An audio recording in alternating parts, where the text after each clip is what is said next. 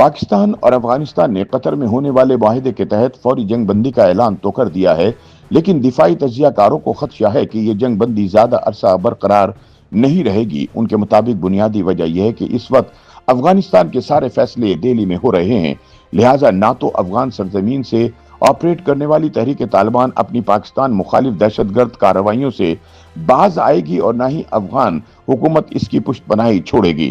قطر کے دارالحکومت دوحہ میں قطر اور ترکی کی ثالثی میں ہونے والے پاک افغان مذاکرات کے بعد فریقین نے جنگ بندی اور مستقبل میں بات چیت جاری رکھنے پر اتفاق کیا ہے۔ پاکستانی اور افغان حکام کے مطابق معاہدے میں یہ بھی طے پایا ہے کہ فریقین ایک دوسرے کی سرزمین کو دہشت گردی کے لیے استعمال ہونے کی اجازت نہیں دیں گے۔ قطر کی وزارت خارجہ نے کہا کہ قطر اور ترکی کی ثالثی میں ہونے والے مذاکرات میں یہ بھی فیصلہ کیا گیا ہے کہ فریقین جنگ بندی برقرار رکھنے کے لیے بات چیت کا سلسلہ جاری رکھیں گے۔ ادھر وزیر دفاع خواجہ محمد آصف نے مذاکرات کے بعد اتوار کو اعلان کیا کہ اسلام آباد اور کابل کے مابین سیز فائر معاہدہ طے پا گیا ہے، جس کے تحت پاکستانی سرزمین پر افغانستان سے دہشت گردی کا سلسلہ فی الفور بند ہوگا اور دونوں ملک ایک دوسرے کی سرزمین کا احترام کریں گے۔ یاد رہے کہ پاکستان اور افغانستان کے درمیان رواں ہفتے سرحدی جھڑپوں کے باعث حالات کشیدہ رہے اور دونوں اطراف میں درجنوں افراد جان سے گئے جبکہ سینکڑوں زخمی ہوئے۔ 9 اکتوبر کو کابل اور پاکستانی فضائی حملوں کے بعد افغان طالبان نے پاکستانی سرحدوں پر حملے کیے، جن کا پاکستان نے منہ توڑ جواب دیا تھا۔ اس کے بعد 15 اکتوبر کی شام دونوں ملکوں کے درمیان 48 گھنٹے کی سیز فائر کا اعلان کیا گیا تھا، جس میں 17 اکتوبر کی شام مزید 48 گھنٹے تک توسیع کر دی گئی، جس کے بعد دونوں ملکوں کے وزرائے دفاع کی سربراہی میں اعلیٰ سطح کے وفود نے ہفتے کو دوحہ میں قطر اور ترکی کی ثالثی میں مذاکرات کیے۔ ان مذاکرات کے بعد وزیر دفاع خواجہ محمد آصف نے اتوار کو ایکس پر امن معاہدے کا اعلان کیا۔ انہوں نے ثالثی پر قطر اور ترکی کا شکریہ ادا کرتے ہوئے بتایا کہ 25 نومبر کو استنبول میں دوبارہ پاک افغان وفود کی ملاقات ہوگی۔ قطری وزارت خارجہ کے مطابق فریقین نے اتفاق کیا ہے کہ دیرپا امن اور استحکام کے لیے فریقین ایک لائحہ عمل بنائیں گے، جس کے ذریعے دونوں ملکوں میں سیکورٹی کو یقینی بنایا جائے گا۔ یاد رہے پاکستان کئی برسوں سے افغانستان کی طالبان حکومت پر زور دیتا آیا ہے کہ وہ تحریک طالبان کے خلاف کارروائی کرے۔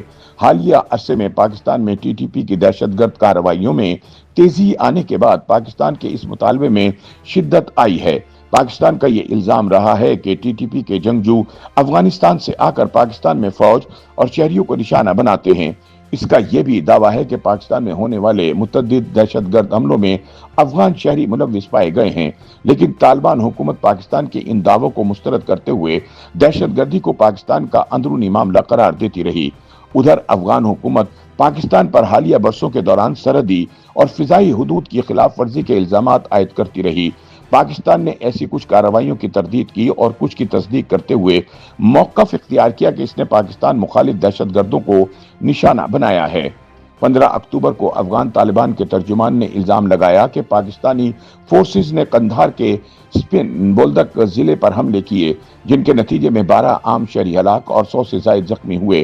ادھر پاکستان کا موقف تھا کہ اس نے افغانستان میں شدت پسندوں کے ٹھکانوں کو نشانہ بنایا ہے۔ پاکستان اور افغانستان کے درمیان یہ مسلح تصادم ایسے وقت میں ہو رہا ہے جب افغان وزیر خارجہ امیر خان متقی ایک ہفتے سے زیادہ دورانی کے دورے پر انڈیا میں موجود تھے۔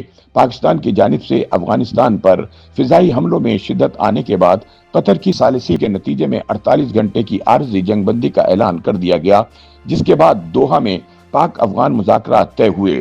اب حالانکہ خواجہ محمد آصف نے مستقل جنگ بندی کا اعلان تو کر دیا ہے، لیکن دفاعی تجزیہ کاروں کا کہنا ہے کہ یہ جنگ بندی زیادہ عرصہ نہیں چل پائے گی۔